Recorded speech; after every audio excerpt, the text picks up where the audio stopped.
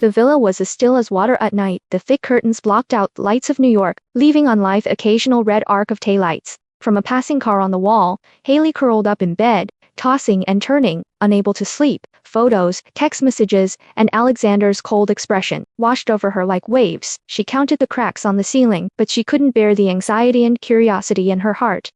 Suddenly, footsteps sounded outside the door. They were soft at first, as if avoiding the creaking of the floorboards. Haley held her breath and perked up her ears to listen. Somehow paused in the hallway for a few seconds, then headed downstairs. She hesitated for a moment, then put on her coat and tiptoed downstairs. In the living room, the only light from the embers in the fireplace illuminated Alexander Volkov, sitting alone on the sofa. He stared into the flames, his eyes calm and distant, as if recalling something profoundly important.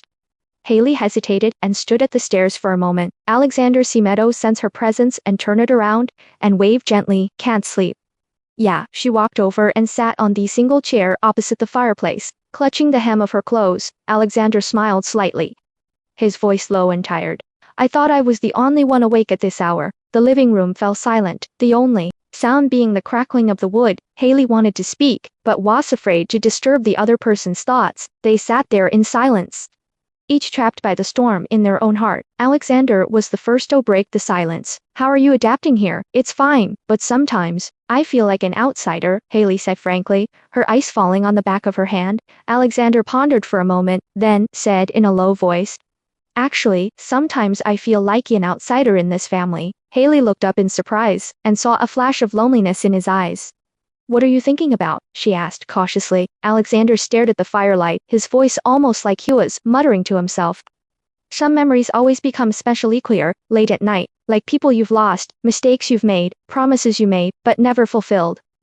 Is this the case with you? Haley nodded, her voice a little hoarse. I often think of my childhood, especially my mother. Sometimes I dream that she is still alive and waiting for me to come home on the farm. You miss her a lot, don't you? Sometimes, Haley smiled bitterly. Sometimes I hate her too. She always thinks I was born a mistake. Alexander listened quietly without interrupting, his eyes filled with a patience and compassion rarely seen in adults. I had someone who looked a lot like you, Alexander whispered suddenly. She also had a pair of very stubborn eyes and always felt she had to survive on her own. Then she left me and never came back. Do you love her very much? Haley couldn't help asking. Alexander smiled bitterly and did not answer directly. Instead, he asked, do you believe in fate? I believed it when I was a child. Now I feel that fate is just an excuse to comfort losers, Haley said with a self-deprecating smile. Alexander looked at her seriously. Perhaps, but sometimes, fate brings two people together in ways you never expected. The firelight cast shadows of varying shades on his face, making his features appear more profound. The air was filled with unspoken stories. I always feel like a lonely boat drifting in the city, Haley whispered, like I could be overturned by the waves at any moment. But tonight, for the first time, I felt like someone understood how I felt. That's normal, Alexander said softly.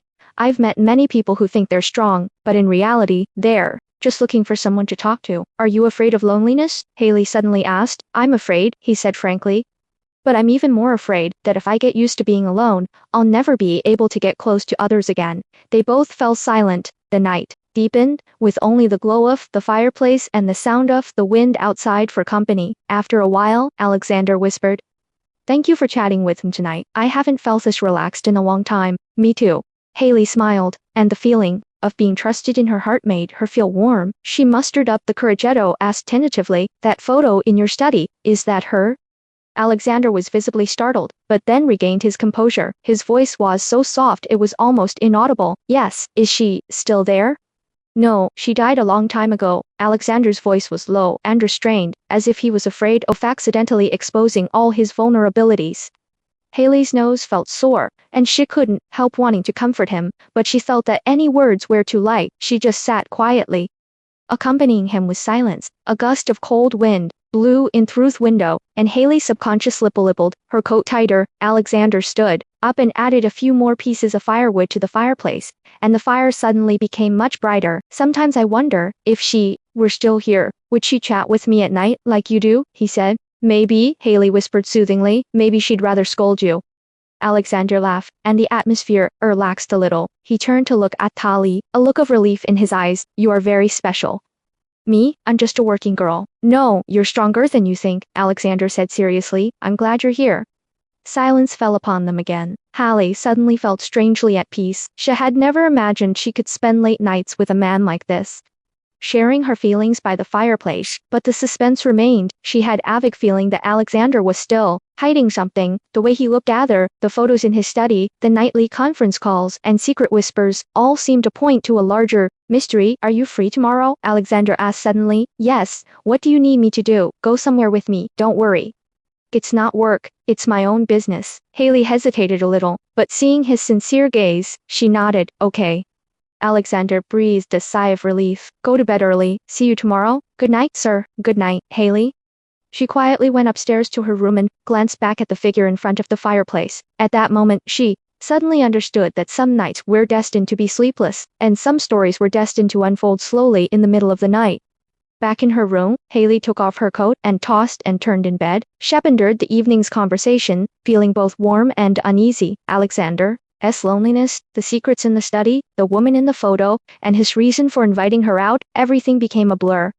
What is he hiding? What will the end for him and me? She looked at the night outside the window, her heart filled with confusion and expectation.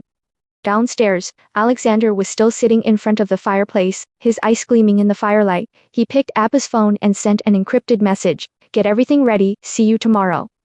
Please stay tuned for the next episode. See you there.